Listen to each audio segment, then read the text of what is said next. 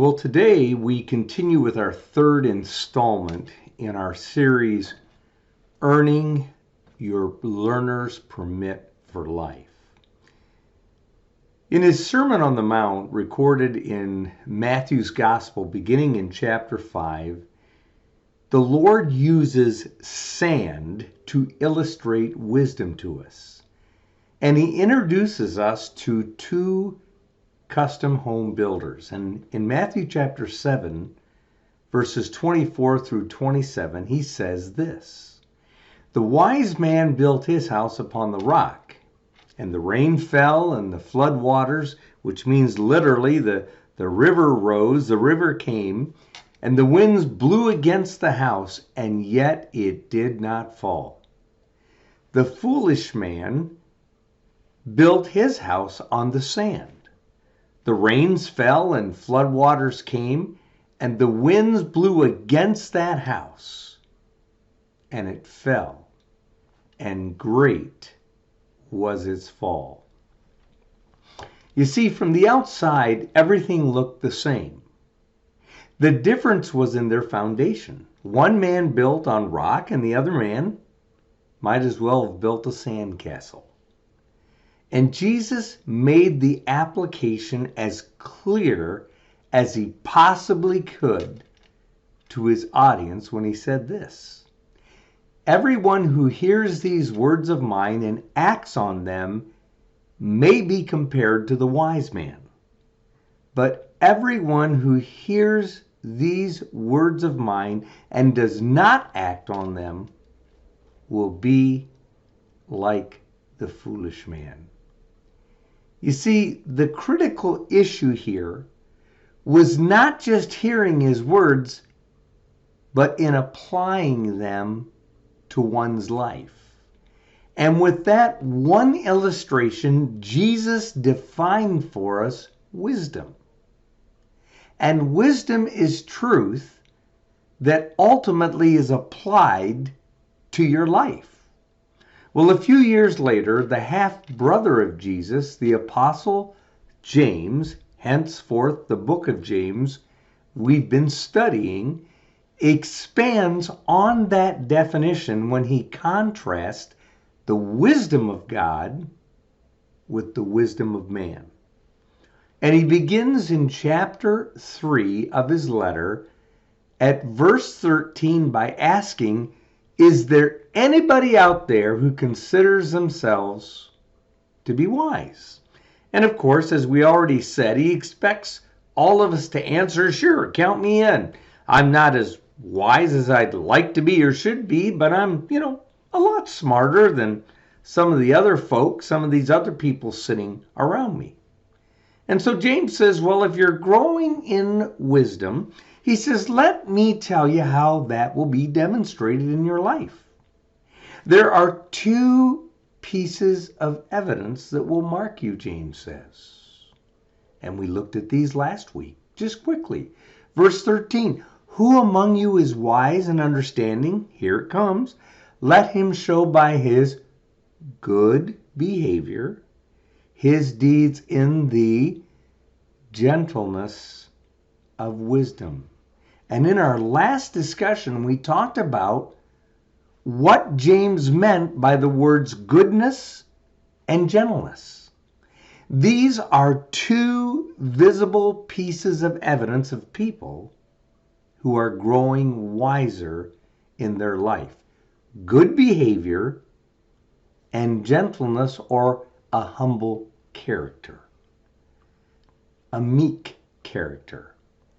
Now, James goes on to add a warning.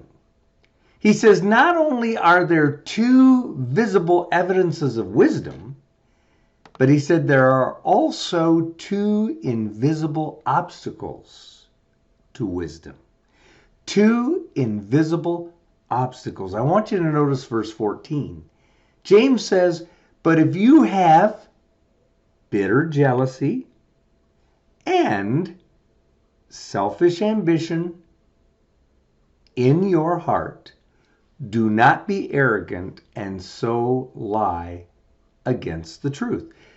The truth about wisdom is that it's good and gentle.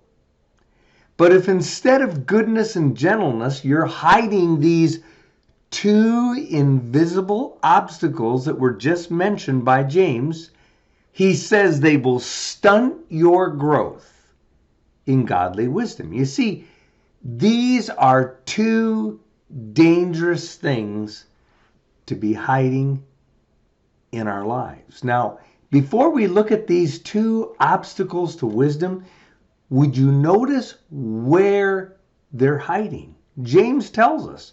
James writes in what we read, he says they're in your heart. That's where they're being hidden. You see, people can't see them, but they're there. We know they're there, blocking your way or my way to genuine growth and wisdom. They're hiding in our heart. Now, in biblical terms or biblical language, the heart is the place where both unbelief or belief lives within us. The heart is the origin of our sin, but it's also the source of the godliness that affects and can change our entire life. You'll remember that following his resurrection, Jesus rebuked the two disciples that he met on the road to Emmaus. And he said to them, "O foolish men, and slow of heart to believe in all the prophets have spoken." And then even the Apostle Paul wrote in Romans 10:9, if you confess with your mouth Jesus is Lord, and you believe in your heart that God raised him from the dead, notice he says you will be saved. In other words, the heart is the hidden reservoir for genuine faith. And this biblical concept of the heart as the place of faith in our lives gives us the terminology we use when we talk to others, including our children, about asking Jesus Christ to come into our hearts, to come into our lives. You see, we're not talking about that literal muscle pumping inside our chests. Because in biblical terminology, the heart is the place that represents the very essence of who we are as a person. It's literally the center of our being. So in order to be saved, we ask Jesus Christ to literally come into our hearts, which is tantamount to asking him to reside within us, our being, as our Savior and Lord over who we truly are as a person, our essence as a person, the center of our being. Now, the heart is not only the place where faith resides, but it's also the place where sin originates within us. You remember what Jesus said in Matthew 15, verse 19? He said this, "For out of the heart come evil thoughts, murders, adulteries, fornications, thefts, false witness, slanders." And here in the words of James, he says the heart is the place where even bitter jealousy and selfish ambitions grow, and sins are kept hidden until we're ready to deal with them and make them known. And these things, my friends, are the very opposite of wisdom, the very opposite of godly wisdom. And every one of us could say, well, I guess that means I'll never grow up in wisdom because, the truth be known, I struggle with jealousy and I struggle with ambition. I kind of want my own way and my own things, and I want my own plans to succeed. D.L. Moody, the great Christian statesman and founder of Moody Bible Institute, once said this. He said that if someone had a business that was able to photograph the spiritual condition of our hearts, our spiritual hearts, he'd go bankrupt because no one would hire him. You see, the condition of all of our hearts, the essence of who we are, the center of our being, is reflected right here in James chapter 3. Now, the key to understanding what James is referring to here is the verb to have. He says, you have this and this in your hearts. And that verb, you have, in the Greek, literally means to harbor something, to foster something, to nurture something. In other words, the person whose growth in wisdom is stunted doesn't just struggle with self-centeredness. They welcome it. They foster it. They harbor it. There's no confession because they're literally nursing it in their own lives. They keep it on the stove, like that big stainless steel pot on the stove in the winter that's filled with our favorite chili or soup, and it's kept hot and ready throughout a cold, wintry afternoon. You see, that's the idea here. Like a pot on a stove filled with our own ambition and our own jealousies, we keep it simmering away. It's hot and ready, and not just for a wintry afternoon, but every day we walk by the stove of our life and we stir the pot and we savor the smell and the aroma, and we say to ourselves, my ambitions are so sweet. My jealousies are absolutely justified. And yeah, we just kind of keep on simmering away day after day. The phrase James uses here, translated bitter jealousy, refers to a person whose hands are full. But they're easily threatened by the thought of losing what they possess. So then, an obstacle to growing in wisdom is, number one, a person whose life focuses on himself or herself and their possessions and their plans, and nobody better ever get in their way. Now, the next phrase, the second phrase, which James describes as selfish ambition, not just bitter jealousy, but now selfish ambition, is the desire to be seen. It's the drive that makes someone push their way to the top of the food chain. In fact, the word came to be used for a politician running for office and the competition that came out in the process. Now the question is, do Christians ever do that kind of thing? You know, do Christians compete with each other? Do Christians compare business cards and job titles? Do Christians take note of neighborhoods and automobiles and designer labels? Do Christians compete at parenting and even grandparenting?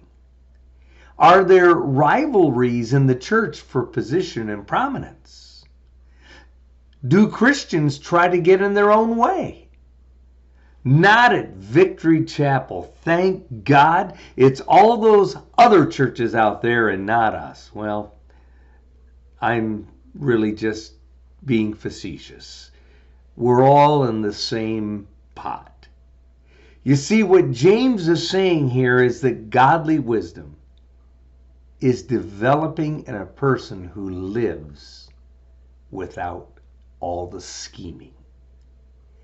And James goes on in verse 14 to announce that the unwise person not only schemes, but grows more and more arrogant, and he lies against the truth. That is, he justifies himself and his actions and his behavior. You see, these are the invisible obstacles to wisdom: jealousy, bitter jealousy, and self self-centered ambition.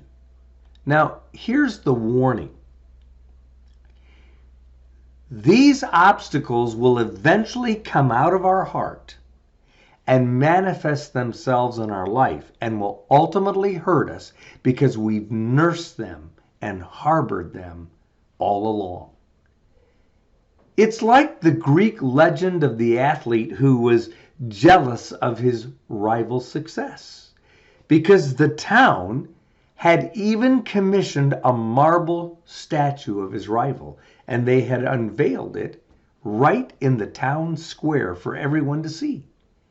And this bitter man, this athlete who had lost in the games against this now renowned athlete, began slipping out at night to the town square when no one was around, where he chiseled away at the base of that statue, secretly, quietly nursing along his bitter jealousy and his own selfish ambition. And this went on until one night he made a mistake. He chiseled too much, too carelessly, and that tall marble statue fell over before he could get away. And he was found dead the very next morning there in the town square, lying underneath the toppled statue of his bitter rival. You see, James is telling us how we actually hurt ourselves and the ones we love, including those in our own church family, because when we harbor these things in our hearts, we hinder the progress of wisdom in our lives. And this happens to us when the following takes place: when we harbor jealousy within ourselves, when we secretly nurse along ambition, when we foster a me-first attitude, when we have a compare ourselves with other Christians and make sure we always end up looking better than they do. It happens when we scheme up ways to be seen and heard over others. It happens when we simmer on the stove of our heart the offenses of other people who get in our way. It happens when we put into the pot some bitter herbs like, God hasn't given me a fair shake, I should have been chosen for that, or I deserve better than this.